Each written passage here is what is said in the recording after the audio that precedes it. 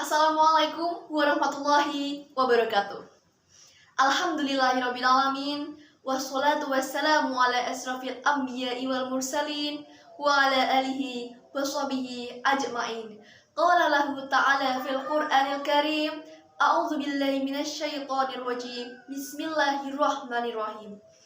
Subhanalladzi asra bi 'abdihi lailan minal masjidil harami ilal masjidil aqsal ladzi barakna haulahu linuriyahu min ayatina innahu huwas samiul basir.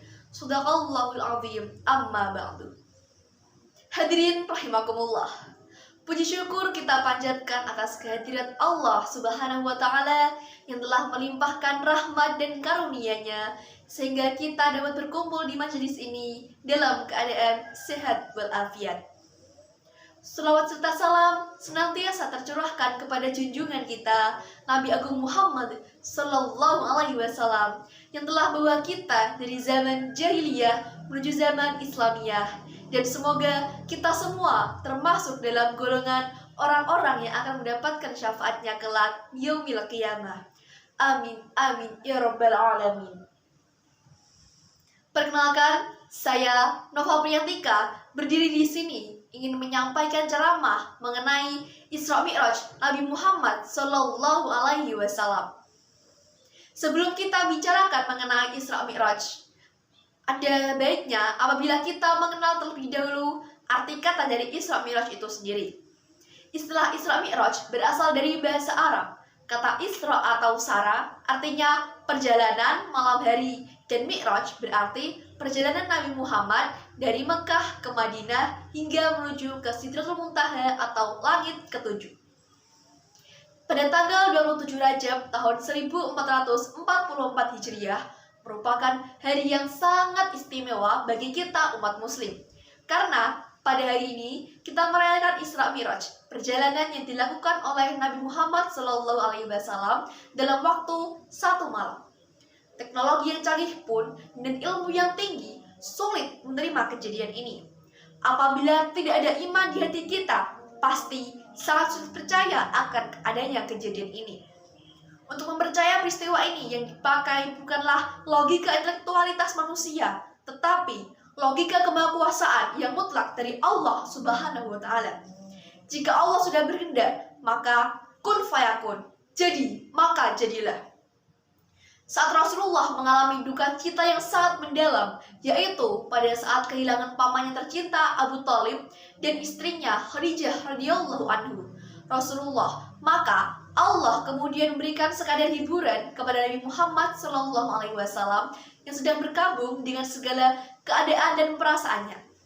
Rasulullah menerima sepakat perjalanan rekreasi untuk menyegarkan kembali giroh atau semangat perjuangannya dalam menegakkan misi tauhid di bumi ini.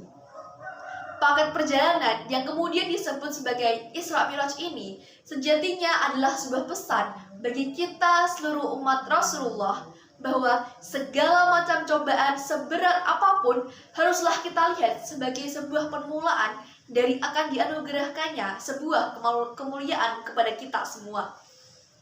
Peristiwa Isra Mi'raj menjadi salah satu tanda kebesaran dari Allah Subhanahu wa taala, sekaligus menjadikan Nabi Muhammad sebagai ciptaannya yang paling mulia.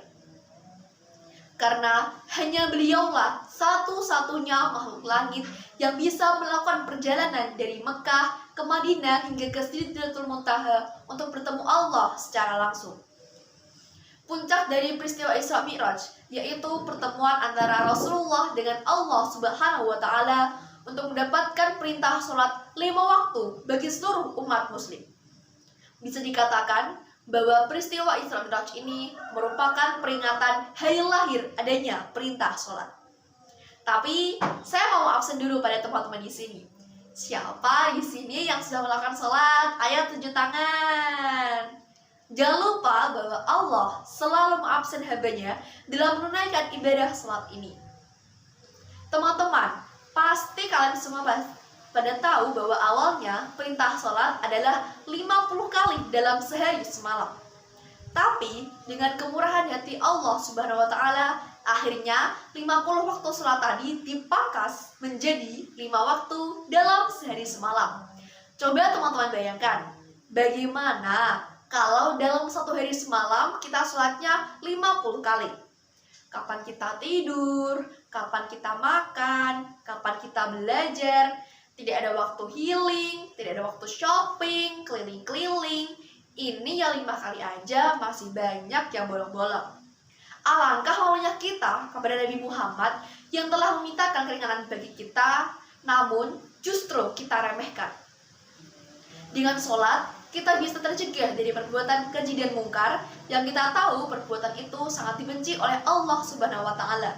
Seperti firman-Nya dalam Al-Quran surat Al-Ankabut ayat 45. A'udzu billahi minasyaitonir rajim. Bismillahirrahmanirrahim. Utlu ma uhiya ilaika minal kitabi wa aqimis sholah. Inna sholata tanha 'anil fahsya'i wal munkar. Waladhikrullahi akbar. Wallahu ya'lamu ma tasna'un. Artinya, bacalah apa yang telah diwahyukan kepadamu, yaitu Al-Quran, dan dirikanlah sholat. Sesungguhnya sholat itu mencegah dari perbuatan keji dan mungkar. Dan sesungguhnya mengingat Allah atau sholat adalah lebih besar keutamanya dari ibadah-ibadah yang lain. Dan Allah Maha mengetahui apa yang kamu kerjakan.